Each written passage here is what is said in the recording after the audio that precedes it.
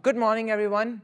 My name is Jinen, and today I'll be talking about how we can leverage techniques within machine interpretability to build a feedback loop to train our machine learning models. Before we get into the fun stuff, a brief outline of what we're going to be talking about today. First, we set the stage with a problem, and we will be basically talking about interpretability in general within the context of this problem. We'll baseline what interpretability is, and then use that understanding to leverage it to solve the challenge that we find within our problem. So, setting the stage. We want to build a classifier for the sole reason that classifiers are cool. This classifier has to differentiate between an orca and a leopard. Orcas are really cool. Leopards are too. So we use the Caltech 256 dataset in order to obtain images of both. To the left, we have images of our leopard, and to the right, we have images of our orca. And there are 188 leopard images and 89 orca images, so a bit of a class imbalance, right? Additional stuff. This is the model architecture that we defined to solve the problem. It is fairly straightforward. We have 4 CNN blocks. Each block has a conv layer, a batch normalization, and a max pooling layer. The first 2 have 16 filters. The third one has 64, and the final one has 32. We flatten it and have 4 FCNN layers leading up to our final binary classification. This is fairly straightforward, right? A little bit more about the scenario. We have Adam as our optimizer. We use a learning rate of 10 to the power of -2, so a factor higher, and an epsilon of 10 to the power -8, which is a factor lower. We use binary cross entropy as our loss function, and we have a batch size of 32, and we train it for 10 epochs. So this is just background information about our problem. After training this with normal fit with TensorFlow, right, we get a test accuracy of 50%. And for a binary classification, that is kind of bad because we cannot get worse than this, right? It's as good as flipping a coin. If it gets worse than this, we can flip our prediction, and it'll actually be better than this. This sucks, and we don't want that. Here are a couple of misclassified samples that basically are classified incorrectly within the data set. How can we diagnose the cause of these errors, right? We want these to be classified correctly. We don't see anything extremely odd within these images, so why aren't they classified correctly? We can debug this model using interpretability techniques. So very quickly, take a look at this meme. It is a bit wordy, and I realize I think I should have made it a bit bigger, so I'll read it out. To the left, there is a person that asks, this is your machine learning system? And to the right, the person on the pile of linear algebra goes, yeah, you pour the data into this big pile of linear algebra, collect the answers on the other side. And if the answers are wrong, you just keep stirring the pot until the answers become correct. And it's the pinnacle of black box machine learning, right? Wherein we just keep messing around until we find something that works, and we're like, oh, fantastic, test accuracy 100%, let's go. And we call it a day. But this is not necessarily the best idea, right? Because we ourselves place an assumption that our test accuracy is representative of the global space or the global sample space, right? Interpretability, formally defined, is the degree to which we can understand the cause of a prediction that is made by a machine learning model. So it's basically inception, right? We have the machine learning model predicting on our test data, and we have us predicting what our model is going to predict. This is fairly easy on shallow models like k-nearest neighbors, naive Bayes, and decision trees, because all we need to do is really look at the splits or the search space, and we can sort of manually compute what a given model will predict. For deep learning models, however, it's not so straightforward. right? Because if I give you 1,000,000 weights, you can't start reading it and go, oh yeah, there is this weight over here. This is what's going to happen, right? It's millions of computations, and to understand it is a lot harder than what you would originally think. So a cautionary tale and a fantastic case study that defines or basically puts to rest the fact that this is an issue is this study conducted by BR24. It's an European-based television network. And they analyzed this startup that claims to ease the job application process by using machine learning to create a stat sheet, right? They basically score people on a couple of features and say, oh, this person has this and this and this. And on the basis of that, an employer can look at their information and make a call on whether to give a second interview or hire or whatever they want to do. Now, this was built with the intention of being faster, but also objective and fair, in the sense that the recruiter generally could discriminate. This prevents that because it will not discriminate. And oh boy, were they wrong. They were very, very unsuccessful at this. The image to the left is one of the experiments that the network conducted, wherein they took an image or they took a video of a person giving a recorded answer and changed the background from nothing but white to a library, right? A bunch of books in the back. And it rated the person with the exact same interview. Literally, the video was the same, right? More open, more conscious, and everything good, right? More agreeable and less neurotic. And this also extended to stuff like wearing glasses or a headband or a photo frame in the back. So this was the opposite of objective. Well, maybe it was able to give a definite output, but it was sure as hell not accurate. So their problem was this, right? When they assumed that their test set was representative of the global sample.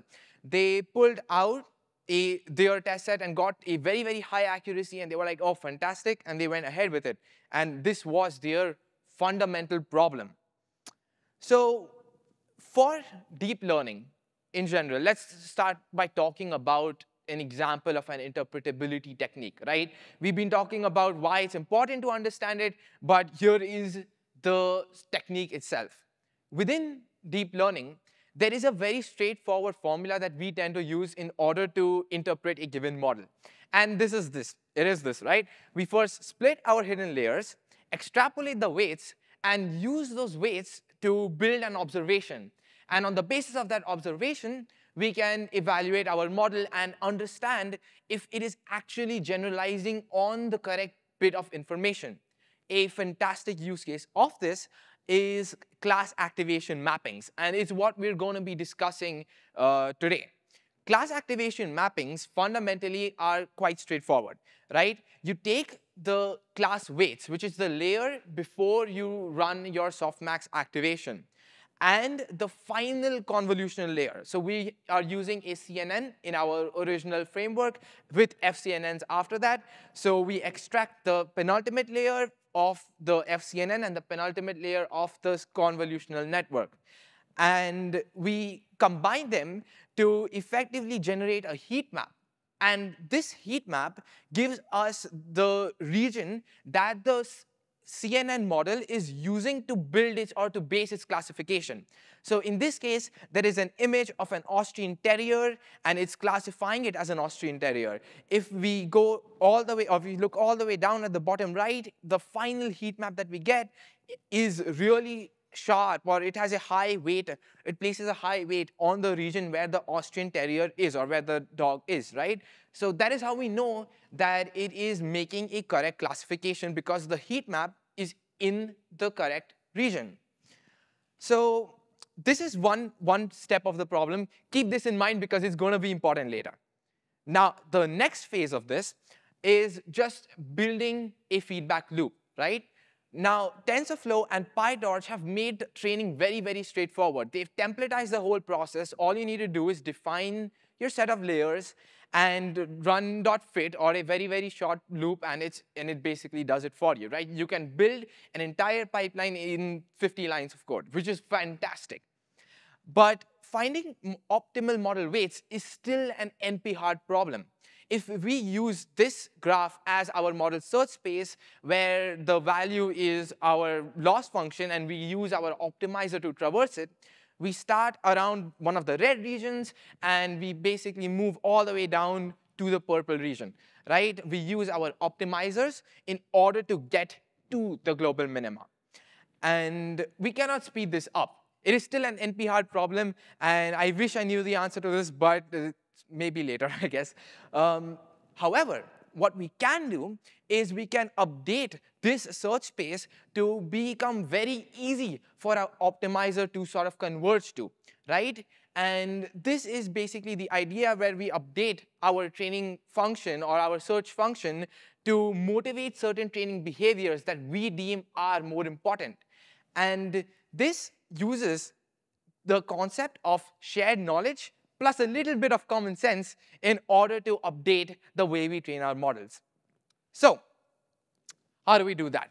Or how do we leverage interpretability within the feedback loop that we mentioned? Let's get back to the challenge, right? The first thing that we mentioned or we noticed was that there are too few samples because the images are very, very few, and we have a class imbalance as well, right? That motivates poor learning. So the solution for this is straightforward. We use data augmentation, more specifically selective data augmentation, where we take images of orcas and make sure that it equates the number of leopard images that we have. The second challenge that we notice is the images have a sharp color dominance. And going back to that image from before where we had our data set, we noticed that the images with the leopard have a lot of green in them, and the images with the orcas have a lot of blue in them. This makes sense because the leopard is a land animal and the orca is a sea animal. But it obviously is very easy for our model to get distracted by this information, because really it's a spurious correlation. If we take an image of a leopard that sees the sky, it does not do so well, right? So we do exactly that, right? We take an image of a leopard that is facing at that is angled such that we have a background of the sky. This makes the dominant color of this image blue, right? And we obtain a class activation mapping of this sample image. And we notice that the heat maps are completely off, right? The background region within this image is what is the focus of our CNN, of our model, right? It's using the background to base its prediction, which means it's going to get it wrong almost all the time. We give it a hard target. It's not even looking at our leopard. It's ignoring it entirely. So this is prevalent across the data set. This is not just one sample. It extends throughout the full data set. It's a problem. And another observation that we can make here, which is where our aspect of shared knowledge comes in, is the targets within our entire training data set. Whoever built this Caltech 256 data set centered all of the images. If we go back real quick, we can see it may be quite small, and I apologize for that, but the grand majority of images are more or less centered, right? There is a bit of gap at the top and the bottom, maybe not at the bottom, but definitely at the top, right? And we can leverage this shared information to sort of fix the problem that we have over here, right? And how can we sort of exploit this, right? The idea is this. In addition to the prediction, we output the class activation map of our of the model, right? The one that we had right here. We output this class activation map. Then we extract a random portion or a random subset of the top of this class activation map, right? We say take a 4x4 subset and randomly extract it. We work off the assumption that this random subset is entirely it's entirely background, right? We assume that the subject is not contained within the top portion of our heat map. And we return the mean of the weights as our loss function, or CAM loss, as I'm quoting it. Here, we basically work off this inverse, the correlation that weights or higher weights are inversely proportional to the fit quality. Because if the top portion of our heat map has high weights or is red in color, it means that it is using the background to base its classification, which we do not want. So we add our additional loss, right, which is the top portion, and the weights, or like this mean of the weights within our top portion, and this becomes our self-supervised loss function. Now, when we obtain the class activation map of our updated model, we observe that it is able to identify the region where the leopard exists and completely ignores the top portion of the image. And the reason that this works is not only because we have or we apply the loss, but also because loss is a metric, right? It is a reduction of our data, of our image, or of the error within our image. So the model doesn't know that the top portion of the image is the reason why the loss is high. All it knows is that the loss is high whenever it focuses on the background. Because in our search space, it is very easy for the model to identify or differentiate between the leopard and the orca. It generalizes to the orca or the leopard, the animal itself or the target itself, the minute we specify that the easier correlation, which is that of the background, is no longer an option. So as a result of that, we get a highly accurate model, and it is able to correctly predict our image. Great success. So that is all I have. Have an awesome rest of your day. We have a couple of extra minutes, so we have time for a couple of questions. The code, experiments, data, slides, notebook, basically everything is present in the link over there, so please check it out. Thank you very much.